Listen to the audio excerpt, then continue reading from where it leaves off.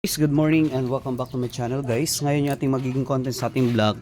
Ito guys, meron po tayong sineperate ko na yung mga manok na medyo natanamaan pero maganda po yung yung lahi nito guys kasi ito lang yung natira na black meat natin at saka maitim po talaga yung balat nito. Okay? So yung gagawin ko na lang dito, magbibigay po ako ng Primoxel tablet. Ito po yung gagamitin ko. Yung isang piraso nito is nagkakalaga ng 15 pesos kada isa.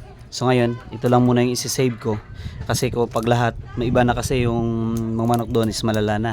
So sineperate ko muna ito kasi ito yung magiging pang future breed ko na mga manok. Okay? So papainom ko muna ito, isang piraso bawat manok.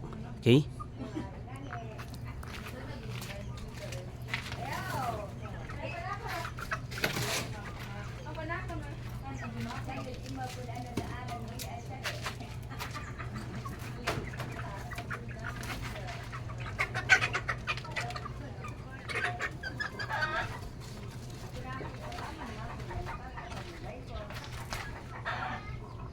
Bali, ito guys yung manok natin kasi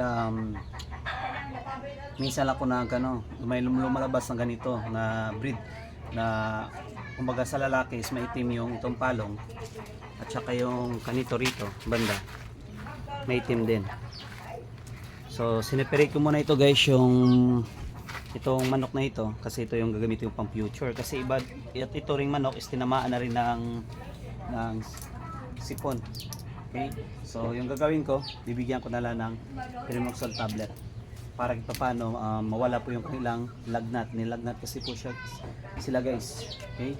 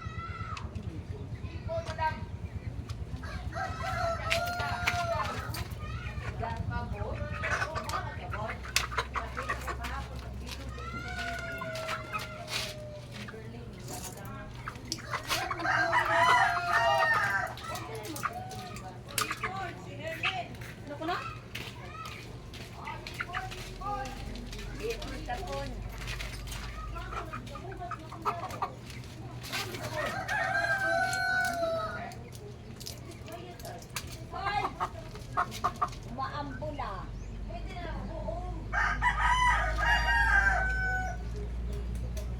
Ay, gusto ko dapat tuwan.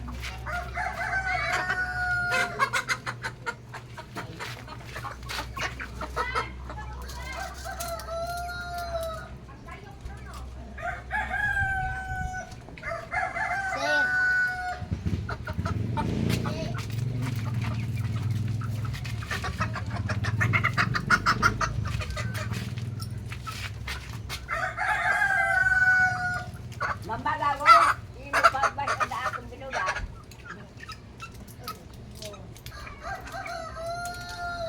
Wah, ano mo lang dati ron.